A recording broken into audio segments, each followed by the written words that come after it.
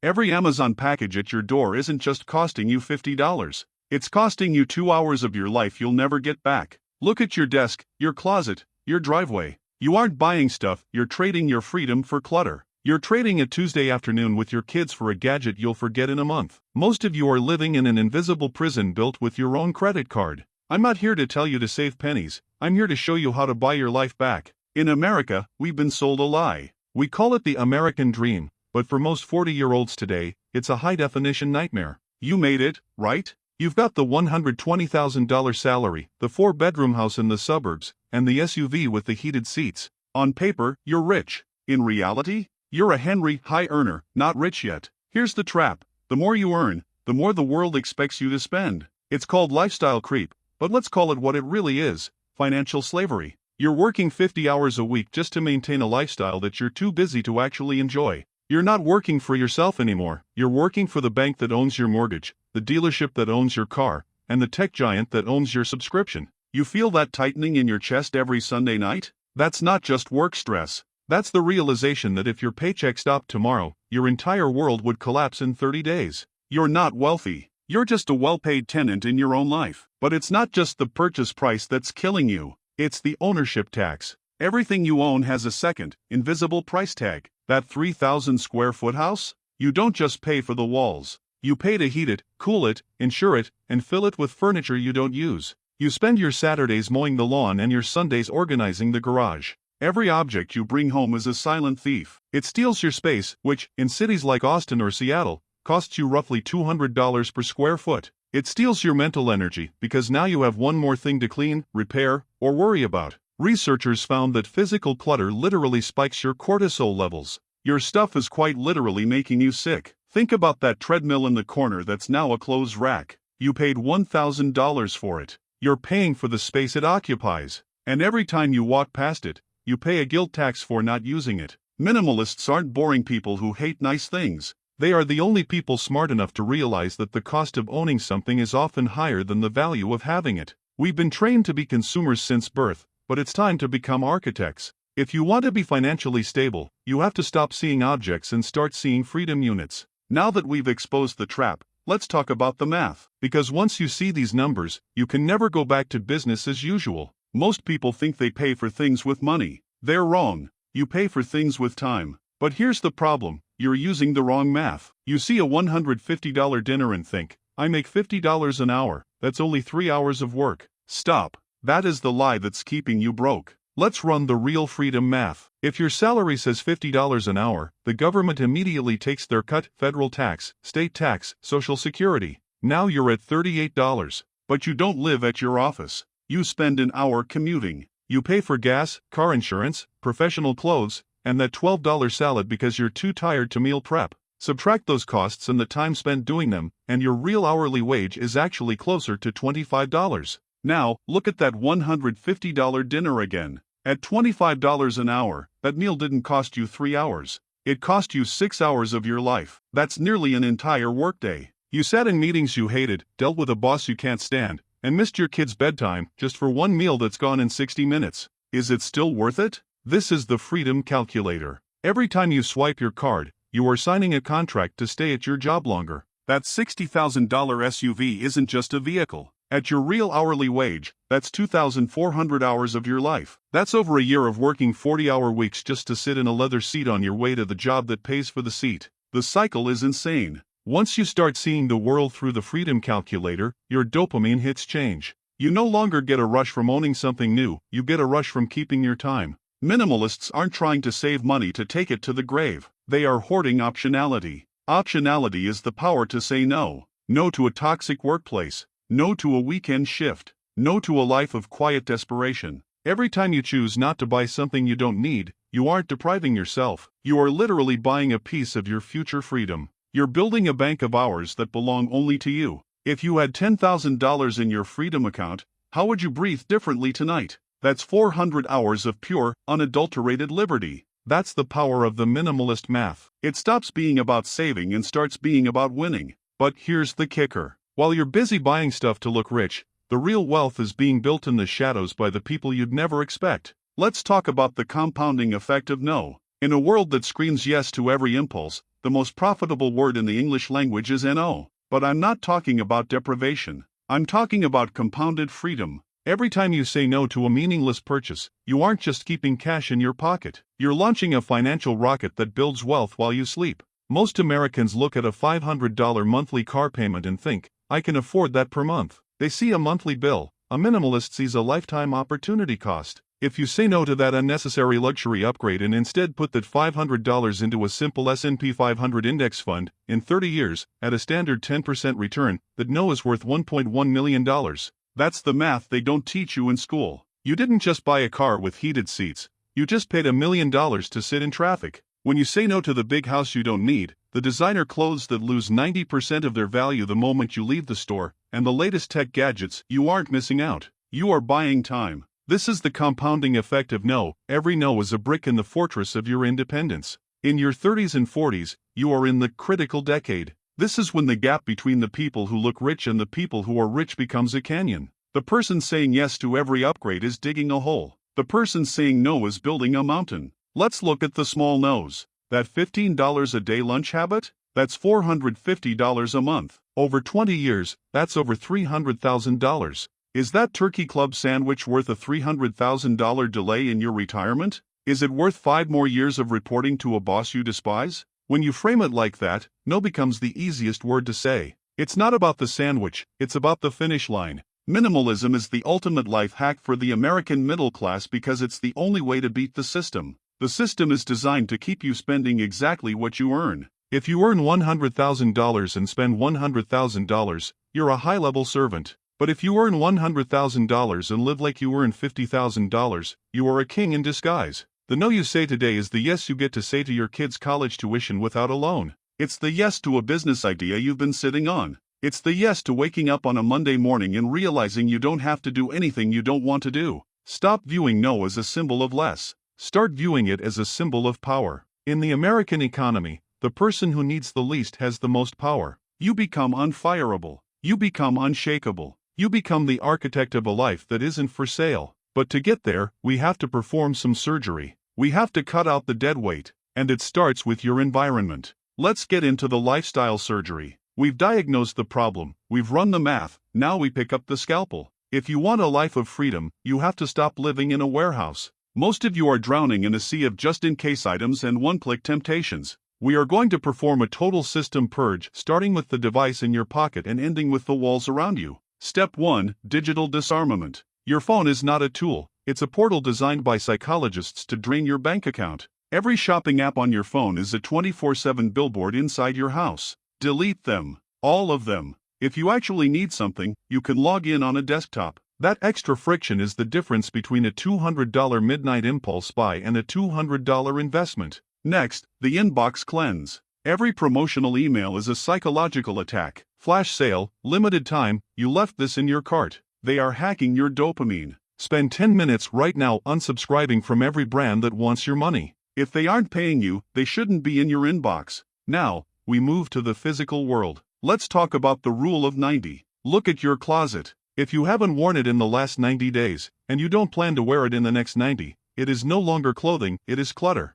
It is taking up real estate that you pay for. In the US, the average home has 300,000 items. 300,000 things that need to be cleaned, organized, insured, and moved. You aren't keeping these things. You are curating a museum of your past self. That bread maker you used once in 2021? That's not a kitchen appliance. That's a monument to a hobby that died 3 years ago. Let it go. Sell it, donate it, or trash it. Every square foot of your home has a cost. If you live in a city where rent or mortgage is $3,000 for 1,500 square feet, you are paying $2 per month for every single square foot. That box of old cables in the corner? That's costing you $24 a year just to sit there. Across your whole house, you are likely paying thousands of dollars a year in implicit rent to store garbage. To stop the bleeding, we implement the 1 in, 2 out rule. From this moment on, if you bring 1 new item into your house, 2 must leave. Want a new pair of sneakers? 2 old pairs have to go. This creates a psychological barrier. It forces you to ask, is this new thing worth losing 2 other things? Most of the time, the answer is a hard no. Digital minimalism is just as vital. Look at your desktop icons. Look at your 47 open tabs. Your brain is a processor, and every open loop is a drain on your RAM. close the tabs, empty the trash. A clean environment leads to a clean mind, and a clean mind makes better financial decisions. This isn't about living in an empty white box. It's about removing the distractions so you can see the intentions. When you declutter, you aren't just making space in your closet, you're making space in your soul. You're telling the world that you are no longer a target for their marketing. And finally, the ultimate declutter, the subscription audit. Americans spend an average of $219 a month on subscriptions they don't use. Gym memberships, streaming services, premium apps, news sites. If you haven't used it this week, kill it. You can always resubscribe later, but I bet you won't. The surgery is painful, but the recovery is beautiful. You'll wake up tomorrow in a home that feels like a sanctuary, not a storage unit. You'll check your phone and see tools, not temptations. Now that your environment is clean, we need to talk about the quality of what's left. Because minimalism isn't about buying cheap, it's about buying once. Let's talk about high-value minimalism. Let's get one thing straight, minimalism is not about being cheap. It's not about living like a monk or owning only one pair of socks. In fact, minimalism is the ultimate luxury flex. It's the shift from buying 1,000 pieces of garbage to owning a few pieces of perfection. We call this high-value minimalism. Most people fall into the poor man's tax. You buy the $20 toaster because it's cheap. It breaks in 6 months. You buy another, then another. Over 5 years, you've spent $100, wasted time going to the store 5 times, and added 5 metal carcasses to a landfill. The high-value minimalist buys the $80 toaster once, and it's still working when their kids go to college. In America, we are drowning in fast fashion and planned obsolescence. Your phone is designed to slow down. Your clothes are designed to pill. Your furniture is made of particle board and prayers. High-value minimalism is a rebellion against this cycle. It's the philosophy of buy once, cry once. Yes, it hurts to pay more upfront, but you never have to think about that purchase again. You are buying back your future mental bandwidth. Think about the items you use every single day. Your mattress, your office chair, your laptop, your kitchen knife. These aren't just objects, they are the infrastructure of your life. If you spend 8 hours a day on a cheap mattress, you're paying for it with back pain and lost productivity. That's a terrible investment. High-value minimalism says, invest ruthlessly in the things that touch your body or your work, and eliminate everything else. This shift changes your relationship with money. You stop being a consumer and start being a curator. A consumer buys because they're bored. A curator acquires because an item serves a precise, high-level purpose. When you own less, you can afford for what you do own to be extraordinary. Instead of 10 mediocre suits, you own 2 that make you feel like $1 million.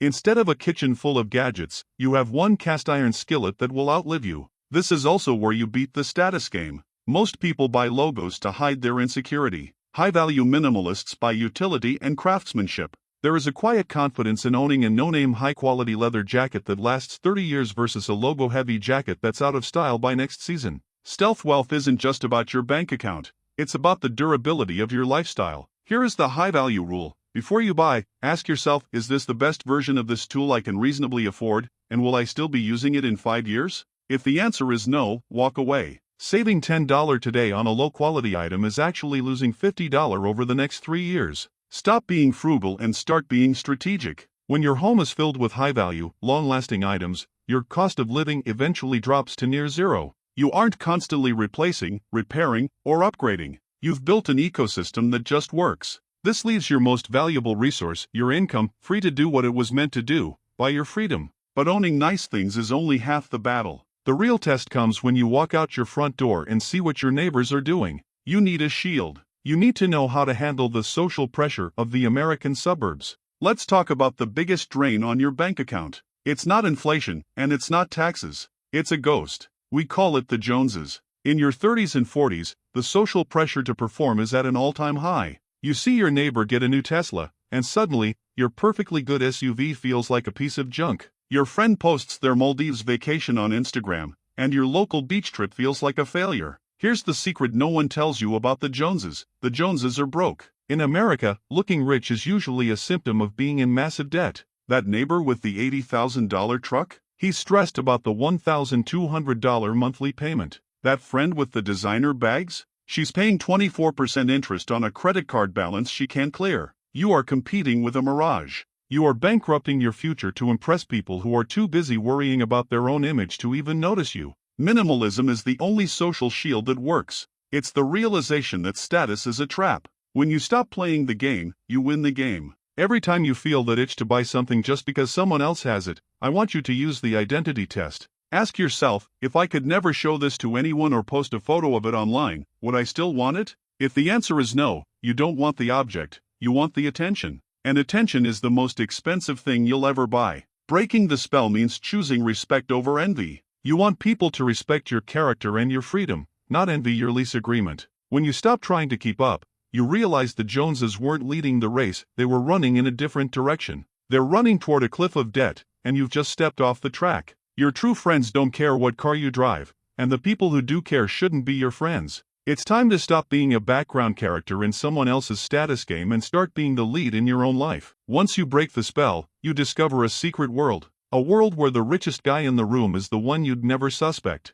Let's talk about the power of stealth wealth. In the United States, there's a quiet revolution happening. It's called stealth wealth. While the world is shouting for attention, the smartest people in the room are staying invisible. Stealth wealth is the ultimate minimalist flex. It's having a 7-figure brokerage account while driving a 10-year-old Toyota. It's the power of being wealthy, but not flashy. Why is this so powerful? Because when no one knows you're rich, no one can target you. You don't deal with the social tax of friends asking for loans or salespeople upselling you. But more importantly, you stop seeking validation from strangers. Most people spend their lives trying to look like they have money, which is the fastest way to actually not have it. Stealth wealth is about trading the admiration of others for the freedom of yourself. Think about the psychological edge this gives you. In your 40s, when everyone else is stressed about maintaining their image, you are playing a different game. You're the millionaire next door. You have go-to-hell money, the kind of cash that allows you to walk away from any situation that doesn't serve you. You don't need a designer logo to tell the world you're successful.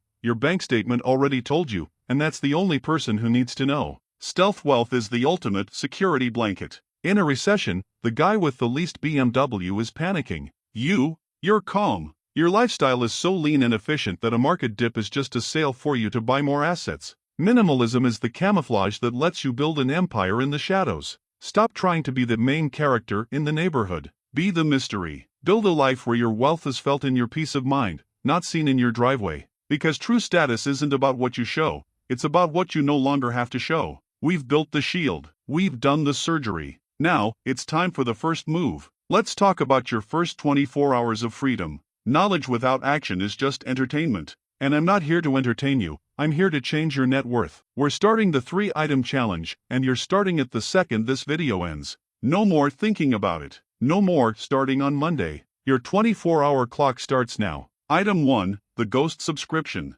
Open your bank app. Find that one service you pay for but haven't used in 30 days. That pro version of a photo editor, the streaming service with one show, or the gym you keep promising to visit. Kill it. Right now. That's an immediate $15 to $50 back in your pocket every single month. It's a small win, but it's the first brick in your fortress. Item 2, digital friction. Go into your most used shopping app Amazon, Walmart, eBay and delete your saved credit card information. Force yourself to manually type in those 16 digits every time you want to buy something. That 30-second delay is the minimalist speed bump. It gives your prefrontal cortex time to ask, do I need this, or am I just bored? You'll be shocked at how many essential purchases suddenly feel stupid when you have to find your wallet. Item 3, the anchor. Walk through your house and find one high-value item that's doing nothing but taking up space. That old guitar, the designer jacket that doesn't fit, or the tech gadget gathering dust. List it on Facebook Marketplace or Poshmark before you go to bed.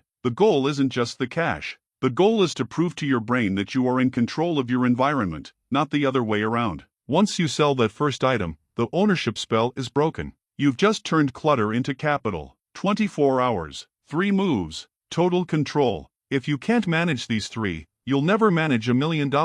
You've taken the first steps. Now, let's look at the finish line. Let's talk about the freedom vision. Picture this. It's a Monday morning. The world is screaming, rushing, and drowning in traffic. But you're waking up without an alarm. Not because you're lazy, but because you're free. Your bank account is full, your home is light, and your mind is quiet. This is the freedom vision. Minimalism isn't about what you've lost, it's about everything you've gained. You've traded the status symbols for soul satisfaction. You no longer work because you have to, you work because you choose to. You can take that 6-month sabbatical to travel with your family. You can start that nonprofit. You can be present for the moments that actually matter, instead of being a ghost in your own home, haunted by your debt. The American dream was never about owning the most toys. It was about the pursuit of happiness. And you can't pursue happiness when you're carrying 300,000 items on your back. The weight is gone. The chains are broken. You are finally the architect of your own destiny. Stop building someone else's empire and start building your own freedom. The path is simple, the math is clear, and the choice is yours. I'm Sky, and this is where your new life begins. Don't just watch this, live it. I'll see you in the next one.